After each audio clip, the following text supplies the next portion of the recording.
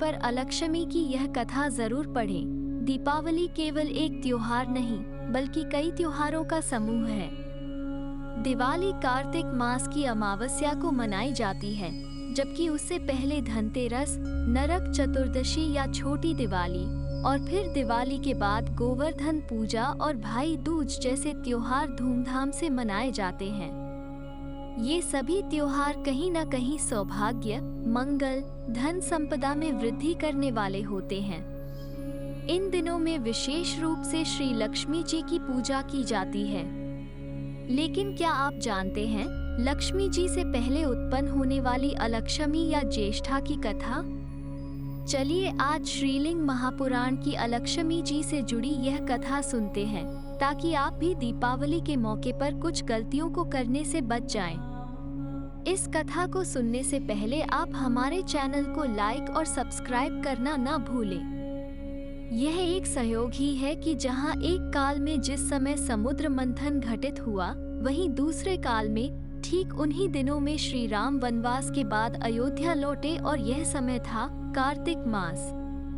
इसलिए दीपावली को राजा राम और श्री लक्ष्मी जी दोनों से जोड़कर देखा जाता है। आज जानते हैं लक्ष्मी जी की तरह समुद्र से उत्पन्न होने वाली अलक्ष्मी जी की कथा। जिस समय देवताओं और दैत्यों के द्वारा समुद्र मंथन किया जा रहा था, तब हलाहल विष निकलने के बाद वहां समुद्र से प्रकट हुई दरिद्रा या अलक्ष्मी। क्योंकि ये लक्ष्मी जी से पहले प्रकट हुई, इसलिए इन्हें ज्येष्ठा भी कहा जाता है। जब ये प्रकट हुई तो इनका रंग काला, बाल बिखरे हुए थे। इन्हें देखकर ही अशुभता का एहसास होने लगता था। उस समय अलक्ष्मी को दुःसह नामक ब्राह्मण ने अपनाया और इनसे विवाह किया। विवाह के बाद दुःसह बहुत प्रसन्न थे और वे अपनी नवविवाहिता के साथ लोक में घूमने लगे। विवाह के बाद ब्राह्मण देव अलक्ष्मी को अपने आश्रम भी ले गए, लेकिन वहां का वातावरण और मंत्रोच्चारण देखकर अलक्ष्मी जी ने अपने दोनों कानों पर हाथ रख लिए और आंखों को कसकर बंद कर लिया। अब जब भी वेद पाठ, यज्ञ, होम आदि होता तो अलक्ष्मी हमेशा ही ऐसा बर्ताव करती। वे वहां से दूर भागने लगती। अपनी पत्नी की यह स्थिति देखकर दुःसह ब्राह्मण उन्हें एक निर्जन वन में ले गए, जहां दूर दूर तक किसी प्रकार से भी शिव या विष्णु भक्तों आदि के मुख से स्तुति या फिर मंत्र सुनाई न देते हों।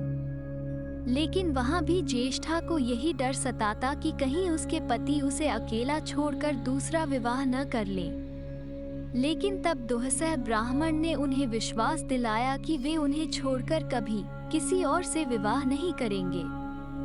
निर्जन वन में रहते हुए एक दिन वहां मार्कंडेय ऋषि आ पहुंचे। ऋषि को प्रणाम कर ब्राह्मण देव ने उन्हें अपनी समस्या बताई। दुःसह ने मार्कंडेय जी से कहा कि वे अपनी पत्नी के साथ रहना चाहते हैं, लेकिन वेदों, मंत्रों आदि का उच्चारण मात्र भी अलक्ष्मी को व्याकुल कर देता है और वो यहाँ वहाँ दौड़ने लगती है। मैं भविष्य में उसके साथ रहना चाहता हूँ, इसलिए आप मुझे ऐसे स्थान बताएं जहाँ हम दोनों एक साथ रह सकें। मार्कंडेय मुनि ने उन्हें बताया कि दरिद्रता को कहाँ कहाँ नहीं जाना चाहिए। उन्होंने कहा कि जहाँ रुद्र भक्त हों और लोग भस्म लगाते हों, वहाँ उन्हें कभी नहीं जाना चाहिए। जहाँ नारायण, गोविंद, शंकर, महादेव आदि भगवान के नामों का कीर्तन होता हो, वहाँ तुम दोनों को कभी नहीं जाना चाहिए, क्योंकि श्री विष्णु का चक्र इन स्थानों में अपने भक्तों का अमंगल चाहने वालों का नाश कर देता है। जहाँ स्वाहा, वेद आदि का घोष हो और लोग नित्य कर्म में लगे हुए भगवान की पूजा में लगे हुए हों, उस घर का दोनों को त्याग कर देना चाहिए। इसके अलावा जिस घर में भगवान की मूर्ति हो, गाय हो, भक्त हो, उस घर में भी तुम दोनों को नहीं जाना चाहिए। इतना सुनकर ब्राह्मण दुःसह ने बहुत ही भक्तिभाव से मार्कंडेय ऋषि से पूछा कि अब वे ऐसे स्थान भी बताएं जहां वे अपनी पत्नी के साथ आसानी से जा सकते हैं। इस पर महर्षि ने बताया कि जहां भी पति पत्नी में परस्पर झगड़ा होता हो, उस घर में तुम बिना डर के जा सकते हो। जहां लोग भगवान की निंदा करते हों, घर में जप, होम आदि नहीं होते हों और भगवान का नाम लेने वाला कोई न हो, तो ऐसे स्थान में भी जाकर तुम दोनों वास कर सकते हो, जहाँ बच्चों को भोजन देने से पहले स्वयं भोजन किया जाता हो या फिर बिना स्नान किए, बिना दांत साफ किए लोग गंदे कपड़े पहनते हैं और संध्या काल में सोते हैं, तुम वहाँ उनके घर में रह सकते हो। दूसरी स्त्री से संबंध रखने वाले, ब्राह्मण के धन को चुराने वाले और जुआ खेलने वालों के घर में तुम दरिद्रता के साथ रह सकते हो। इसके अलावा जिस घर में कांटेदार, दूध वाले, पलाश के वृक्ष हो या केला, ताड़, इमली, कदम, खैर का वृक्ष हो, वहां तुम दरिद्रता के साथ घुस जाना।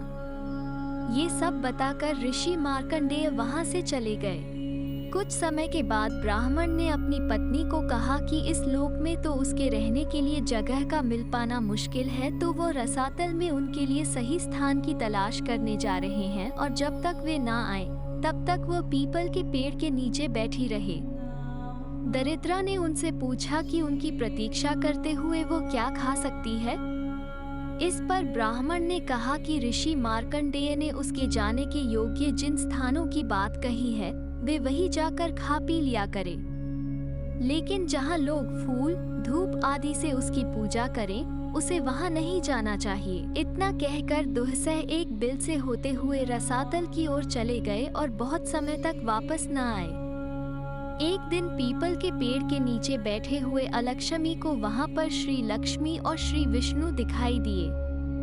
अलक्ष्मी ने उन्हें प्रणाम करते हुए श्री विष्णु से कहा कि पति के न लौटने की स्थिति में वो एक अनाथ की भांति हो गई है, इसलिए भगवान विष्णु को उसकी जीविका का प्रबंध करना चाहिए। भगवान विष्णु को अलक्ष्मी पर दया आ गई और उन्होंने अलक्ष्मी से कहा कि जो भी माता पार्वती, शंकर या मेरे भक्तों की निंदा करते हैं, उनके धन पर तुम्हारा अधिकार है। शंकर जी की निंदा कर जो मेरी पूजा करते हैं, ऐसे भक्तों के धन पर भी तुम्हारा अधिकार है और आज से तुम बिना चिंता के ऐसे लोगों के घर पर रहोगी। इस प्रकार से जहाँ भगवान के नामों के जाप, यज्ञ, होम आदि के फलस्वरूप श्री लक्ष्मी जी का वास भक्तों के घरों में होता है, वही गंदगी रखने वालों, झूठ बोलने वालों, अज्ञानियों और निंदा करने वालों के घर में दरिद्रता का वास होता है। दीपावली के त्योहार पर सभी के घर में लक्ष्मी जी का वास हो, सभी के भंडार धन धान्य से भरे हों, यही हमारी मनोकामना है। ओम नमः शिवाय।